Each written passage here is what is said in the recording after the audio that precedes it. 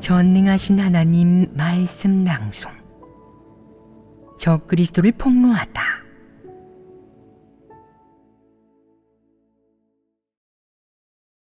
제4조. 자신을 높이고 증거한다. 자신을 높이고 증거하는 것은 적그리스도의 가장 주된 모습이다. 이 조항에 따라 적그리스도의 본질을 규정하면 아주 적절하고 구체적이며 공허하지 않다. 그의 의도와 야심, 본질의 표출, 일관된 행동의 목적을 보면 자신을 높이고 증거하는 것은 적그리스도가 보이는 특유한 모습이라는 사실을 알 수 있다. 한 번도 자신을 높이고 증거한 적 없는 적그리스도가 있겠느냐? 없습니다. 왜 없겠느냐?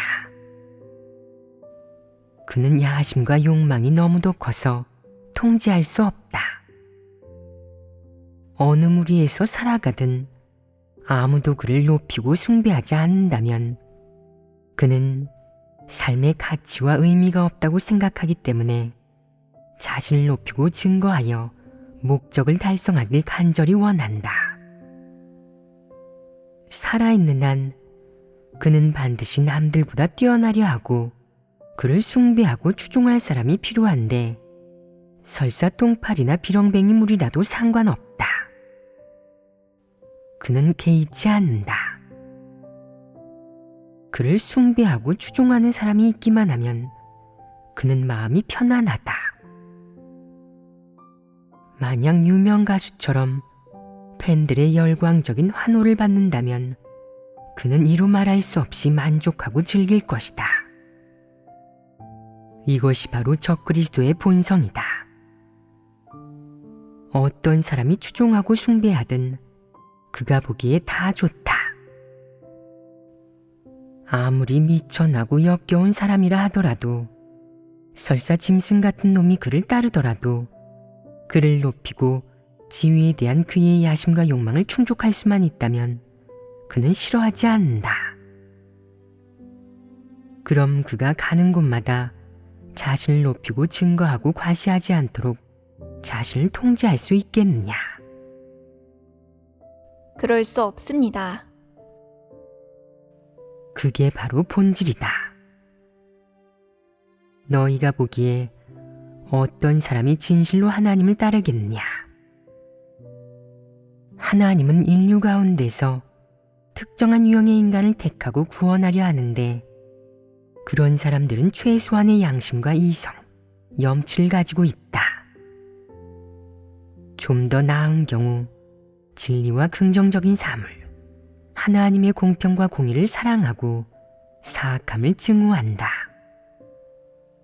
정의롭지 않고 사악한 일을 보면 속으로 붕괴하고 설사 해결할 능력이 없다고 하더라도 마음속으로 그런 일들을 증오한다.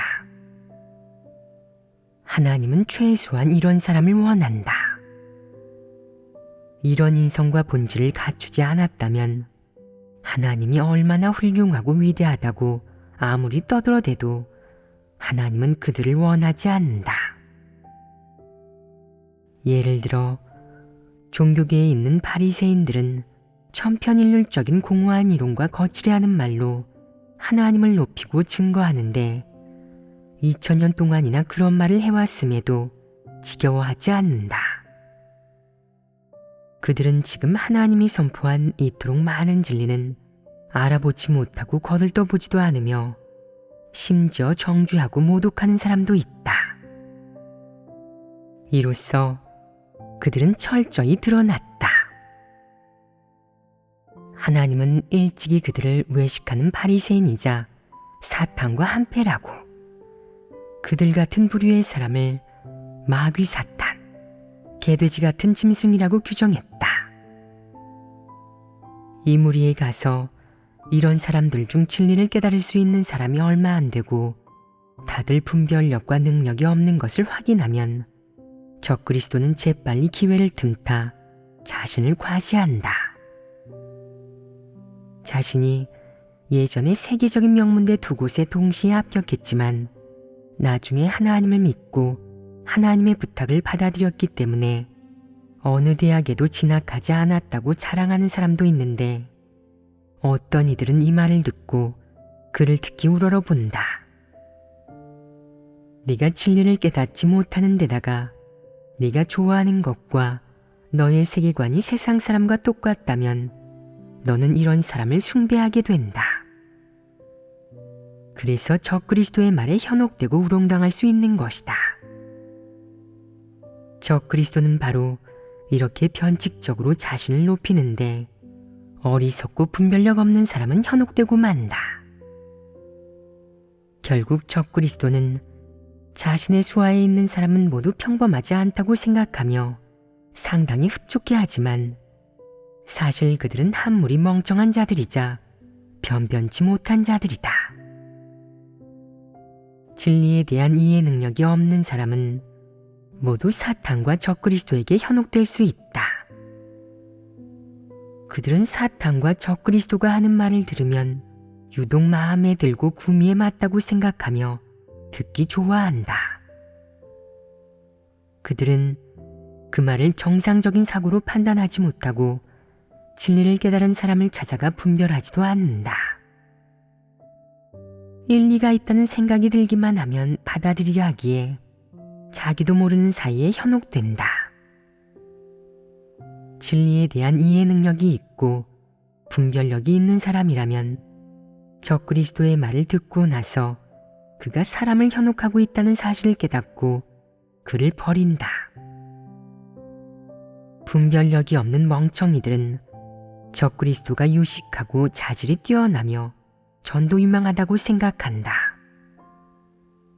그들은 이런 식으로 이를 바라보고 일부 표면적인 현상에 현혹되며 진리 원칙이 무엇인지도 모르고 사탄을 따라간다. 이런 사람은 무지몽매함 때문에 멸망하지 않겠느냐? 바로 그렇다.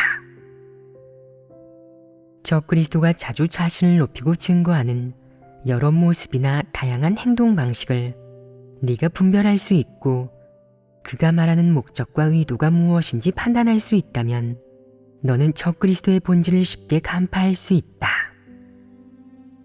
그래야만 재빨리 그를 버리고 저주하고 2번 다시 만나지 않을 수 있다. 왜 이렇게 하겠느냐? 적그리스도의 말과 행동은 혐오스럽고 증오스러우며 마치 파리를 본 것처럼 역겨워 너는 서둘러 그를 쫓아버려야 하기 때문이다. 따라서 적그리스도의 행동 방식과 행위를 분별할 줄 알게 되면 가장 먼저 적그리스도를 폭로하여 사람들이 적그리스도를 분별하게 한 다음 원칙대로 그를 교회에서 출교시켜야 한다. 너희는 이렇게 할 용기가 있느냐? 하나님 선민은 이렇게 할 수 있어야만 분량이 자란 것이고 하나님의 마음을 헤아리고 하나님 집 사역을 지킬 수 있다. 하나님 선민이 진리를 깨닫고 분별력이 생긴다면 적그리스도는 교회와 하나님 집에서 설 곳이 없게 된다. 적그리스도는 어떤 상황에서든 기회만 있으면 자신을 과시하고 증거하며 자신을 숭배하고 자신에게 탐복과 선망, 추앙의 시선을 보내기만 하면 그 상대가 누구든 상관없이 기뻐한다. 그가 자신을 추종하고 숭배하며 앙망하는 사람에게 요구 기준이 있겠느냐? 바보, 지적장애인이든 아니면 악인이나 불신파든 어떤 부류의 사람이든 심지어 제명하고 도태시켜야 할 사람까지 포함해 그를 추종하고 숭배하고 높이기만 한다면 그는 모두 받아들이고 몹시 좋아한다. 게다가 이런 사람을 자신 곁에 끌어들여 보호한다. 적그리스도는 이런 사람을 자신의 양이나 사유재산으로 생각하며 그 누구도 다른 곳으로 이동시키거나 폭로하고 처분을 내리지 못하게 한다. 이런 사람이 적그리스도에게 어떻게 하첨하고 알랑거리며 굽실거리든 어떤 역겹고 매스꺼운 말을 하든 적그리스도는 그저 즐거워하는데 상대가 자신을 치켜 세워주기만 하면 그만이다. 적그리스도는 남이 그를 우러러보고 좋아하고 추종하게 하기 위해 말하고 행동한다. 그는 곁에서 그를 따르는 사람이 나쁜 일을 아무리 많이 저질러도 따져 묻지 않고 그 사람의 인성이 아무리 음험하고 악독해도 싫어하지 않는다. 그저 그를 추종하고 숭배하기만 하면 다 좋아하며 그의 권력과 지위를 지킬 수만 있고 그를 거역하거나 맞서지만 않으면 몹시 흡족해 한다. 이런 자가 바로 적그리스도다. 반면 늘 그를 폭로하며 그가 자신을 높이고 증거하는 것을 방해하거나 멸시하는 사람, 그리고 그에게 진리를 교제하고 그가 지닌 문제점의 본질을 간파하며 그를 진정으로 분별할 수 있는 사람에게는 어떻게 대하겠느냐. 그는 즉시 분노하고 경계하고 배척하고 공격하는 방식을 취하다가 결국 온갖 방법을 동원해 그를 분별하고 그에게 반대하는 사람을 고립시킨다. 그가 이렇게 하는 이유는 무엇이겠느냐? 자신을 높이고 증거할 때 그는 늘 그 사람이 거슬리고 눈에 가시 같다고 느낀다. 또 그 사람이 그를 분별하고 내치려 할 뿐 아니라 그를 폭로하고 그의 좋은 일을 망치려 한다고 생각한다. 그 사람만 보면 마음이 불안해져서 늘 그 사람을 처리하려고 한다. 그는 그 사람을 처리하기만 하면 그가 또 자신을 높이고 증거할 때 아무도 그를 폭로하고 방해하지 않아 거리낌 없이 악을 행할 수 있을 것이라고 생각한다. 이것이 바로 적그리스도의 행동 원칙이다. 그를 치켜 세우고 칭찬하고 높이는 사람들이 누구든 그들이 하는 말이 사실에 부합하든 말든 설사 거짓말이라고 해도 그는 받아들이고 마음속으로도 듣고 싶어하며 진심으로 그들을 좋아한다. 그런 사람들에게 어떤 문제가 있든 그는 신경 쓰지 않고 설사 그들의 문제점을 발견한다고 할지라도 숨기고 감싸주며 한마디도 언급하지 않는다. 그들이 곁에서 그를 추종하고 치켜 세워주기만 하면 그는 즐거워한다. 이것이 바로 적그리스도의 행동 방식이다. 너희도 적그리스도처럼 이렇게 행동할 수 있느냐 없느냐? 예를 들어 너희가 교회의 리더 일꾼으로서 하나님 선민 가운데 지위와 신분이 있는 사람인데 형제자매가 너를 우러러보고 치켜 세우고 네게 아첨하면서 너는 설교도 잘하고 외모도 뛰어나며 그의 마음속 최고의 리더라고 자주 칭찬한다면 어떤 느낌이 들겠느냐? 너는 이런 사람이 하는 말의 속셈을 분별할 수 있겠느냐? 이런 사람을 버리고 멀리할 수 있겠느냐? 그럴 수 없다면 너는 몹시 위험하다. 자신이 외모도 보잘것없고 진리 실제를 교제하지도 못한다는 사실을 분명히 알면서도 누가 이렇게 자신을 치켜 세우는 걸 들으면 마음이 흐뭇해서 늘 그 사람을 가까이 하고 발탁하려 하니 이는 골치 아픈 일 아니겠느냐. 이는 위험한 일이다. 리더 일꾼은 사역할 때 가끔 성령의 깨우침과 빛비춤 덕에 진실한 체험을 말할 수 있다. 그러면 자연스레 우러러보고 숭배하고 좇으며 그림자처럼 따르는 사람이 생기는데 이럴 때는 이런 일을 어떻게 대해야겠느냐. 사람은 모두 나름의 기호와 허영심을 가지고 있어 자신에게 동조하고 아첨하는 말을 들으면 속으로 즐기기 마련이다. 이는 정상적인 느낌으로 큰 문제가 되지 않는다. 그러나 자신을 지켜 세우고 자신에게 아첨하는 사람을 발탁하여 중용한다면 이는 위험하다. 아첨하고 지켜 세우기 좋아하는 사람은 무척 교활하고 간사한데 정직한 사람도 성실한 사람도 아니기 때문이다. 이런 사람들은 일단 지위를 얻으면 하나님 선민의 생명 진입과 교회 사역에 전혀 도움이 되지 않는다. 이들은 간사하고 교활한 사람에 속하는데 그 누구보다 일을 그르치는 데 능하다. 비교적 올곧은 사람들은 보통 남을 지켜 세울 줄 모르고 마음속으로는 내게 동조해도 입으로 내뱉지는 않으며 너의 결점이나 실수를 발견하면 지적하기도 한다. 그러나 솔직한 사람을 싫어해서 누가 자신의 결점을 지적하거나 자신을 꾸짖으면 억누르고 배척하며 나아가 상대의 결점과 단점을 물고 늘어지면서 끊임없이 판단하고 정죄하는 사람도 있다. 이는 좋은 사람을 억누르고 해치는 것 아니겠느냐. 하나님은 이런 일을 저지르고 이렇게 좋은 사람을 박해하는 것을 가장 혐오한다. 좋은 사람을 박해하는 것은 부도덕한 짓에 속한다. 좋은 사람을 많이 박해한다면 그런 자는 바로 마귀이다. 리더 일꾼은 누구든 공평하게 사랑으로 대해야 하고 원칙대로 일을 처리해야 한다. 특히 내게 아부하고 알랑거리며 늘 너를 중심에 두는 사람이 있다면 너는 그가 이방인의 하첨하는 수법을 배우지 않고 본연의 일을 할 수 있게 반드시 그를 올바르게 대하고 사랑으로 도와야 한다. 또 그가 수치심과 부끄러움을 느껴 다시는 그런 일을 저지르지 않도록 너의 입장과 관점을 밝혀야 한다. 네가 원칙을 고수하고 공평하게 사람을 대한다면 이렇게 날뛰는 소인배와 사탄에 속하는 부류들이 부끄러워하지 않겠느냐.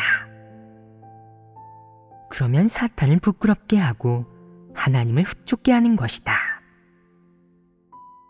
아첨하기 좋아하는 사람들은 리더 일꾼은 모두 아첨하는 사람을 좋아한다고. 지켜 세우고 비위를 맞춘 말을 할 줄만 알면 사람의 허영심과 지의욕을 충족시킬 수 있다고 생각한다. 그러나 진리를 사랑하는 사람은 이런 수작을 좋아하지 않으며 마음속으로 몹시 혐오하고 역겨워한다. 거짓 리더나 이런 수작을 좋아한다. 하나님 집에서는 그를 지켜 세우거나 칭찬하지 않지만 그를 지켜 세우거나 칭찬해주는 하나님 선민이 있으면 유독 흡족해하고 즐거워하며 결국 좀 위로를 받는다. 적그리스도는 이런 수작을 더더욱 좋아하는데 이런 사람이 그에게 접근해 그를 중심에 두는 걸 가장 좋아한다. 이는 골치 아픈 일 아니냐. 적그리스도는 바로 이런 부류의 사람으로 남이 자신을 칭찬하고 지켜 세우고 숭배하고 추종하는 걸 좋아한다. 그러나 진리를 추구하는 사람, 비교적 올곧은 사람은 이런 수작을 좋아하지 않는다. 너는 내게 솔직한 말을 하는 사람을 가까이 해야 한다. 그런 사람이 곁에 있으면 큰 도움이 된다. 특히 내 문제점을 발견하면 용기 있게 너를 질책하고 폭로해주는 좋은 사람이 곁에 있으면 네가 잘못된 길로 들어서는 것을 피할 수 있다. 그는 내 지위가 어떠하든 상관하지 않고 내 일처리가 진리 원칙에 위배될 경우 질책해야 하면 질책하고 폭로해야 하면 폭로한다. 이런 사람이 바로 올곧은 사람이자 정의감이 있는 사람이다. 그가 어떻게 폭로하고 질책하든 너에게는 다 도움이 될 것이며 그러한 것들은 전부 너에게는 감독이자 채찍질일 것이다. 너는 이런 사람을 가까이 해야 한다. 이런 사람이 곁에서 도와주면 상대적으로 훨씬 안전하다. 이것이 바로 하나님의 보호이다. 진리를 깨닫고 원칙을 지키는 사람이 매일 곁에서 감독하면 본분을 제대로 이행하고 사역을 잘 해내는데 무척 큰 도움이 된다. 절대 아첨하고 알랑거리는 교활하고 간사한 사람을 너의 조력자로 삼지 마라. 그런 사람이 내 곁에 붙어 있는 것은 똥파리가 붙어 있는 것과 같은데 얼마나 많은 세균과 바이러스를 옮기는지 모른다. 그들은 너를 교란하고 내 사역에 영향을 주기 쉬우며 네가 시험에 빠져 잘못된 길에 들어서게 하고 재난과 화를 불러오게 한다. 그들을 반드시 멀리해야 하는데 멀리하면 멀리할수록 좋고 불신파인 그들의 본질을 분별해내고 그들을 교회에서 제명할 수 있다면 더더욱 좋을 것이다. 진리를 추구하는 올곧은 사람은 내게서 문제점을 발견할 경우 내게 지위가 있든 없든 네가 그를 어떻게 대하든 설사 네가 그를 교체하려 할지라도 진실을 말한다. 절대 이리저리 감추거나 얼버무리지 않는다. 곁에 이런 사람이 많다면 얼마나 큰 도움이 되겠느냐. 그는 네 행동이 원칙에 어긋났을 때 너를 폭로할 수 있고 네게 의견을 제시할 수 있고 허심탄회하게 네 문제나 결점을 지적할 수 있다. 그는 내 체면을 봐주지도 않고 심지어 많은 사람 앞에서 널 난처하게 만들 수도 있다. 너는 이런 사람을 어떻게 대해야겠느냐? 혼내줄 것이냐 다가갈 것이냐? 다가가는 것이 맞다. 너는 마음을 활짝 열고 그와 교제해야 한다. 당신의 의견이 맞습니다. 그때 제 마음속에는 허영심과 지욕이 있었어요. 이렇게 오래 리더 자리에 있었는데 제 체면을 전혀 봐주지 않고 그 많은 사람 앞에서 제 문제를 지적했다고 생각해서 받아들이지를 못했죠. 하지만 지금 생각해보니 제 행동은 확실히 원칙과 진리에 부합하지 않았습니다. 그렇게 해서는 안 되는 거였어요. 리더라는 지위를 갖는 것이 뭐 그리 대단한 건가요? 그냥 본분일 뿐 아닌가요? 우리는 모두 본분을 이행하고 있고 지위도 평등합니다. 저는 그냥 당신보다 책임을 좀 더 많이 지고 있을 뿐이고요. 앞으로 문제를 발견하면 생각한 걸 그대로 얘기해 주세요. 우리 사이에 개인적인 원한은 없습니다. 진리에 대한 이해가 다르다면 함께 교제하는 것도 좋고요. 하나님 집에서 하나님과 진리 앞에서 우리는 장벽 없이 하나입니다. 이것이 바로 진리를 실행하고 진리를 사랑하는 태도다. 적그리스도의 길을 멀리하고 싶으면 어떻게 해야겠느냐? 진리를 사랑하는 사람, 올곧은 사람에게 주동적으로 다가가야 하며 의견을 제시해주는 사람, 내게 문제점이 발견되면 솔직하게 말하고 지적해주는 사람, 특히 문제점이 발견됐을 때 너를 책망하고 훈계해주는 사람을 가까이 해야 한다. 이런 사람은 내게 가장 도움이 되는 사람이니 소중히 여겨야 한다. 이런 좋은 사람을 배척하고 제거하면 하나님의 보호를 잃게 될 것이고 조금씩 화가 닥칠 것이다. 좋은 사람, 진리를 깨달은 사람을 가까이 하면 평안과 기쁨이 생기고 화를 멀리할 수 있다. 반면 소인배, 모렴치한 사람, 아첨하는 사람을 가까이 하면 위험해진다. 사기당하거나 속임수에 넘어가기 쉬울 뿐만 아니라 언제든 화가 닥칠 수도 있다. 너는 어떤 사람이 내게 가장 도움이 되는지를 알아야 한다. 네가 일을 잘못하거나 자신을 높이고 증거하고 남을 미혹할 때 일깨워줄 수 있는 사람, 이런 사람이 내게 가장 큰 도움이 되는데 이런 사람을 가까이 하는 것은 옳은 길이다. 너희는 그렇게 할 수 있느냐? 누군가 내 체면이 깎이는 말을 했을 때 평생 앙심을 품고 당신은 왜 저를 폭로하는 거죠? 제가 당신을 서운하게 한 것도 없습니다. 왜 늘 저를 못살게 굴죠? 라고 말하면서 마음속에 기억해두고 거리감이 생긴다면 언제나 난 리더야. 나한테는 신분도 지위도 있다고. 그러니 당신이 나한테 이런 식으로 말해서는 안 돼. 라고 생각한다면 이는 어떤 태도겠느냐. 이는 진리를 받아들이지 않고 상대와 힘겨루기를 하는 것인데 말이 좀 안 통하는 것이다. 이것은 지위욕이 작간을 부리는 것 아니겠느냐. 이는 폐괴의 성품이 너무나 심각하다는 뜻이다. 항상 지위욕이 있는 자는 적그리스도의 성품이 심각한 사람이다.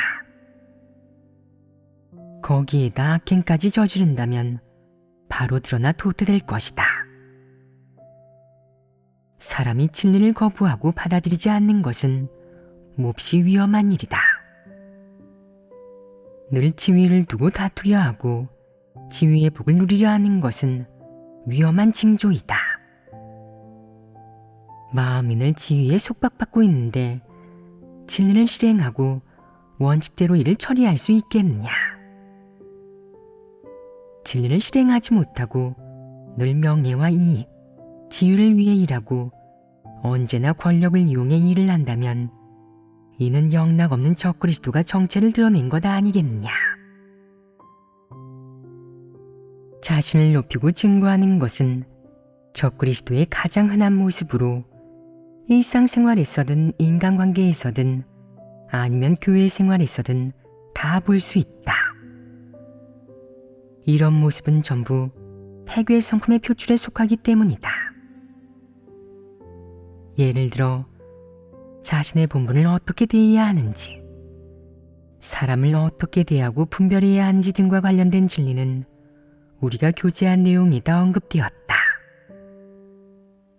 너희도 평소 이런 구체적인 모습을 알고는 있었지만 그것을 문제라고 느끼지 못한 것이냐?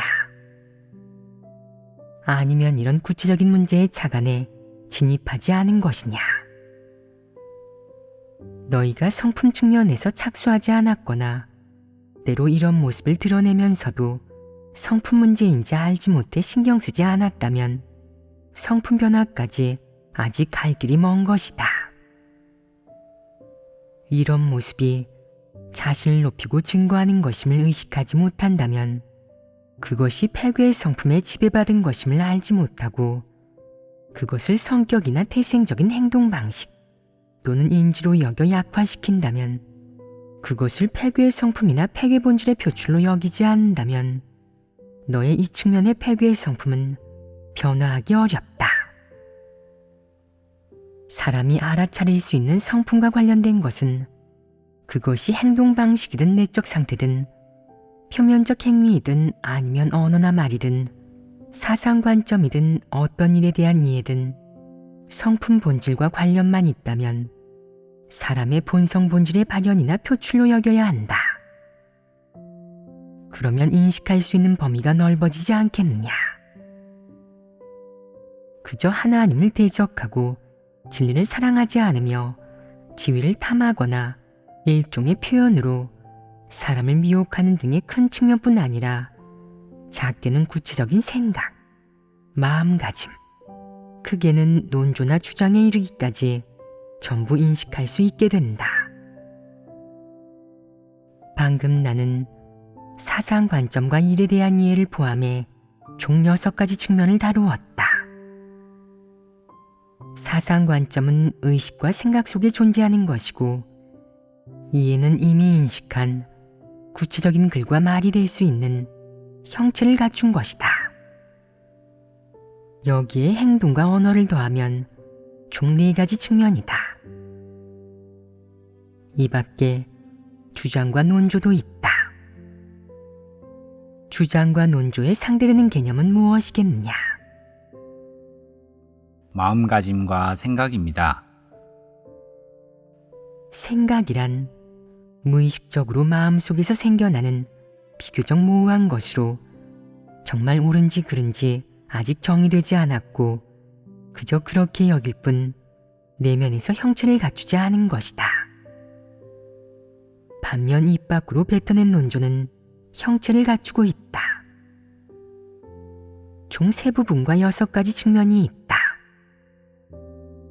너희가 이 6가지 측면을 폐괴의 성품의 본질을 해부해 성품 변화에 이르는 길로 삼고 앞으로 이 6가지 측면에서부터 시작해 자신의 폐괴의 성품과 폐괴의 본질을 인식한다면 진실로 자신을 인식할 수 있을 것이다.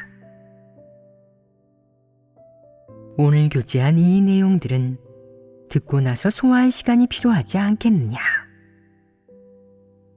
너희는 예배할 때 이것을 기반으로 어느 정도 빛비춤을 교제해내거나 자신을 비춰볼 수 있겠느냐?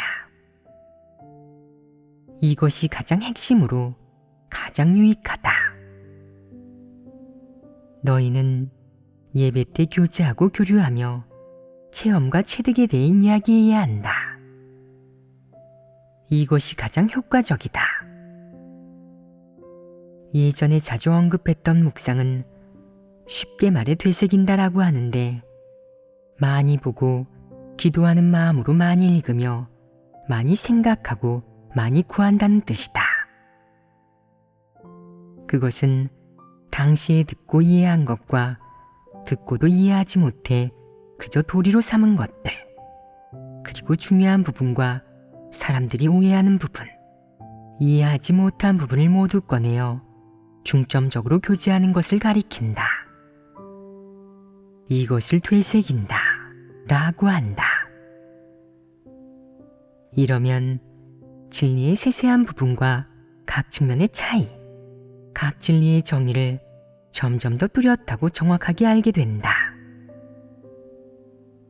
너희는 최근 몇 년간 깨닫고 실행한 여러 진리가 전에 비해 더 모호해진 것 같으냐, 아니면 더 뚜렷해진 것 같으냐?